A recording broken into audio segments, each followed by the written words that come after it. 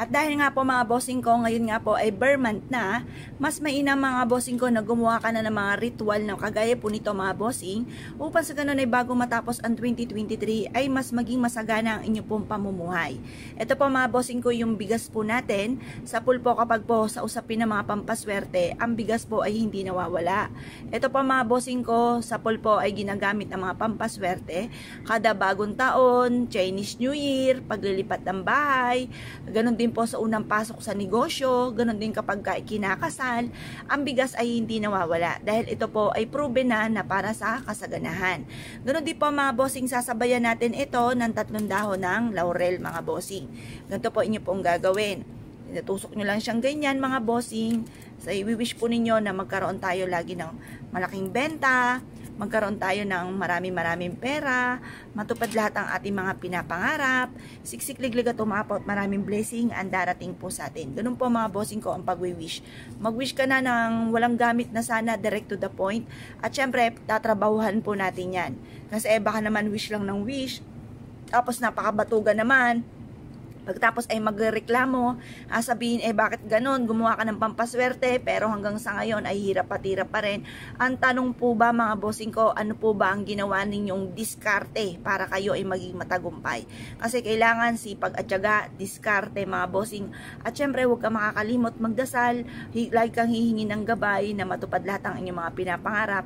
Tapos pinakahuli lang po mga bossing ko ang pampaswerte. Ngayon po mga bossing, bakit naman tayo gagawa pa ng pampaswerte? Tayo na may po'y magsisipag din. Kasi po mga bossing, may mga pagkakataon na masipag ka naman, madiskarte, hindi nakakalimot magdasal, pero dumadaan pa rin po mga bossing ko, or dinadaanan pa rin ng kamalasan.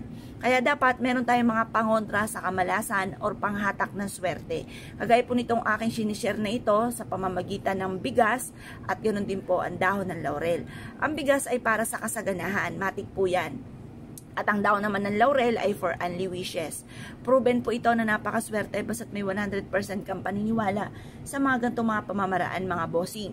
Ngayon po, ang gawin nyo lamang, kagaya po nito, nasa liwanag tayo ng sinag ng araw, kasi dito sa may bintana ko, hawiin ko lamang po yan, pasok na liwanag ng sinag ng araw sa umaga sa may silangan, na napakaganda naman mga bossing.